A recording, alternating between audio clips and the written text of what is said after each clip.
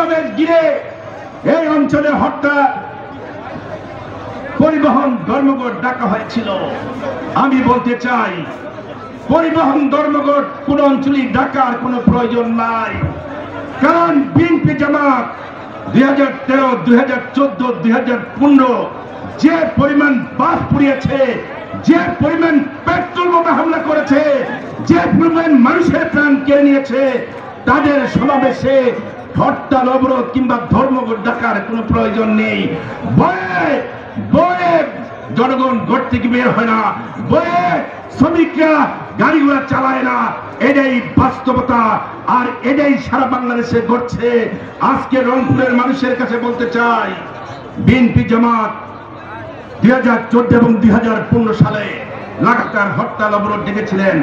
সেই হরতাল অবরোধের মধ্য দিয়ে তারা এই দেশের পেট্রোল বোমা হামলা চালিয়ে 165 মানুষকে পুড়িয়ে হত্যা করেছেন।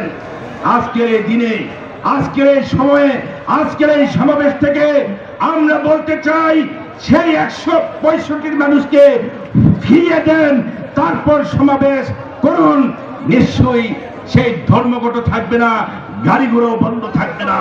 কারণ আপনার একটা সন্ত্রাসী দল, একটি চাঁদাবাজি দল, একটি জঙ্গি পৃষ্ঠপোষককারী দল বিএনপি জামাত, একটি চাঁদাবাজি দল।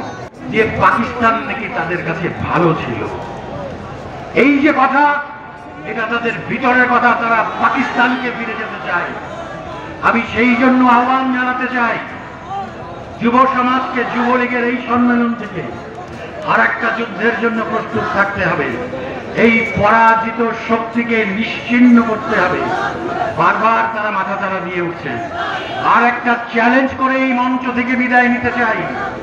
তারা এখানে মহাসমাবেশ করেছিলেন, রংপুরের 8টা জেলার তাদের দলের লোক নিয়ে মহাসমাবেশ।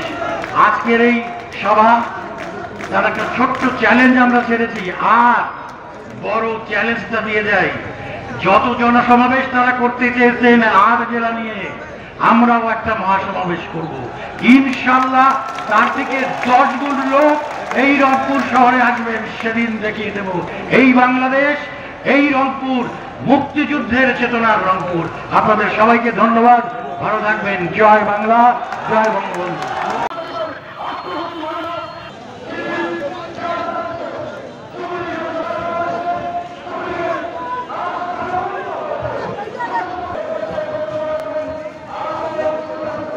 সংবাদ, ফিচার ও অনুষ্ঠানের জন্য ভিজিট করুন সংবাদ প্রকাশের ওয়েবসাইট এবং যুক্ত থাকুন ফেসবুক পেজ ও ইউটিউব চ্যানেলের সঙ্গে।